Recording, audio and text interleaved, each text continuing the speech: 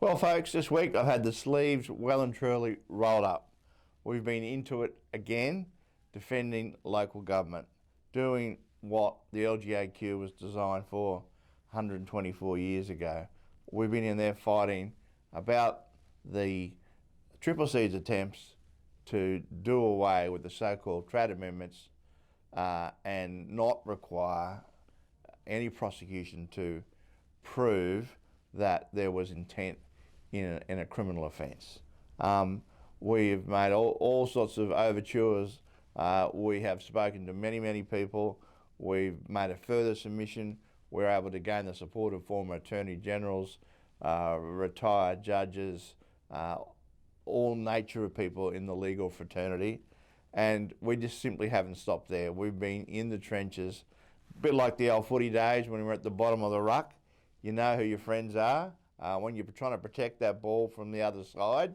And we've copped our fair share of boots and stray tags, and we've stuck well and truly to the task. But rather than me talk about why it's so important to continue to include the 200-year-old mens rea criminal intent defence provisions, let's have a listen to the Mayor of the Burdekin, Councillor Lynn McLaughlin.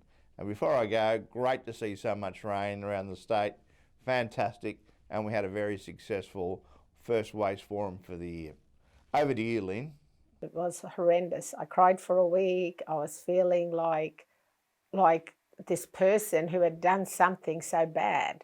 And in actual fact, all that happened was I had inadvertently left something off my register of interests. In my case last year, an anonymous person reported me to the independent assessor, reporting that I hadn't correctly filled out my register of interest.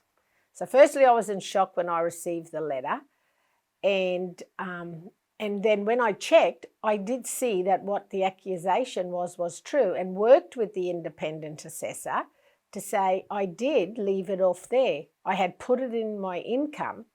Now, this is a small family company that has been long established in Cairns, and you don't buy or sell shares, it's just a family business. And I only became a director because my brother died suddenly. So, we were going through tough times, and inadvertently I didn't put it on there.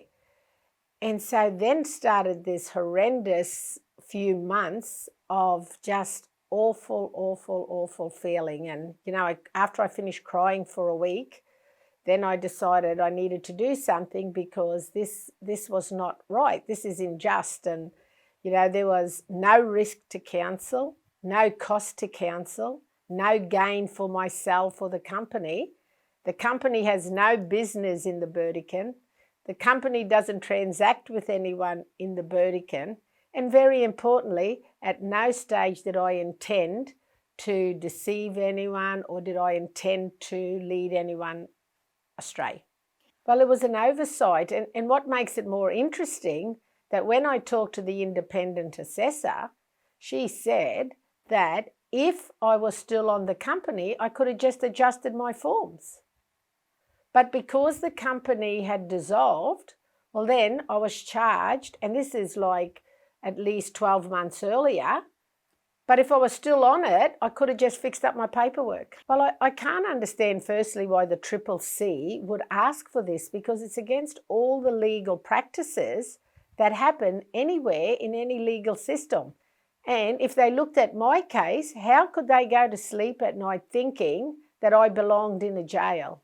So I would hesitate about getting involved in local government because of what's expected of elected members. I mean, we've gone from one extreme to the other. And out of 77 councils in the state, there's only a minority that started the Balcarra report.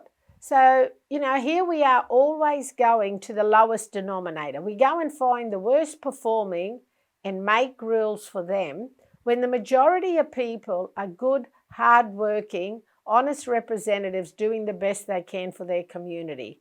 So I would really consider whether I wanted to be in this job when it is so onerous on the paperwork. It's just not fair. And we live in a country that talks about a fair go for everyone.